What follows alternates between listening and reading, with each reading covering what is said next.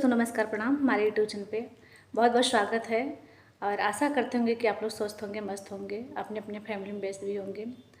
तो आज हम बहुत सुंदर, बहुत ही प्यारी निर्गुण गीत आप लोग के बीच ला रहे हैं। इस गीत को आप लोग सुने, वाच करें, कमेंट बॉक्स में अपनी राय दें और लाइक, सब्सक्राइब, शेयर ज़रूर करें। क्योंकि और कमेंट भी ज़रूर कर दिया करें। आप लोग सपोर्ट नहीं कर रहे, आप लोग के सपोर्ट बहुत बड़ा आशा होता है। तो आप लोग सपोर्ट ज़रूर करें और अपनी राय कमेंट बॉक्स में दे दिया करें, क्योंकि आप लोग कमेंट जब करते हैं तो काफ़ी मोटिवेशन बढ़ता है, बहुत ही अच्छा लगता है।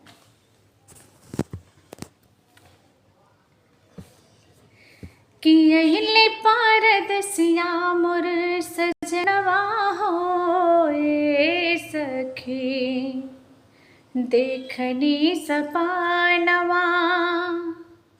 कि यही पारदसिया मोर सजनवा होए सखी, देखनी सपनवा। कि देखनी सपनवा हम देखनी सपनवा। कि देख के जुड़ायल मोर नयनवा होए सखी, देखनी सपनवा। कि देख के जुड़ायल मोर नयनवा होए सखी, देखनी सपनवा। साया साड़ी नया नया हमरा के लिए ले, आवते के साथे हमके गरबा लगैले। साया साड़ी नया नया हमरा के लिए ले, आवते के साथे हमके गरबा लगैले।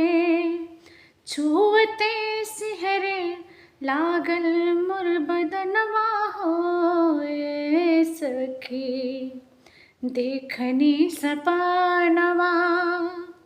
छुअते सिहरे लागल मोर बदनवा होए सखी, देखनी सपनवा।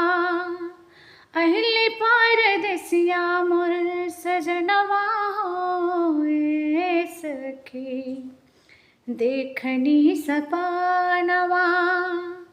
कि अहिली पारदसिया मोर सजनवा होए सखी, देखनी सपनवा। कहीं से ललसा जावन मन में रहे लागल, कहीं से ललसा जावन मन में रहे लागल। पूरा यार मान कैले भाग हमरो जागल, कहीं से ललसा जावन मन में रहे लागल। कि पूरा यार मान कैले भाग हमर जागल, भाग हमर जागल। कि अचके में हो गैले मिलनवा होए सखी, देखनी सपनवा। कि अचके में होए गैले मिलनवा होए सखी, देखनी सपनवा।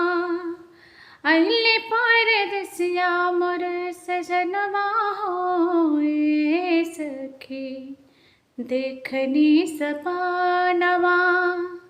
कि अहिली पारदसिया मोर सजनवा होए सखी, देखली सपनवा। तो इस गीत को आप लोग सुने, बात करें, कमेंट बॉक्स में अपनी राय जरूर दें कि यह गीत कैसी लगी आप लोगों को। अब बहुत ही ज़्यादा गर्मी है तो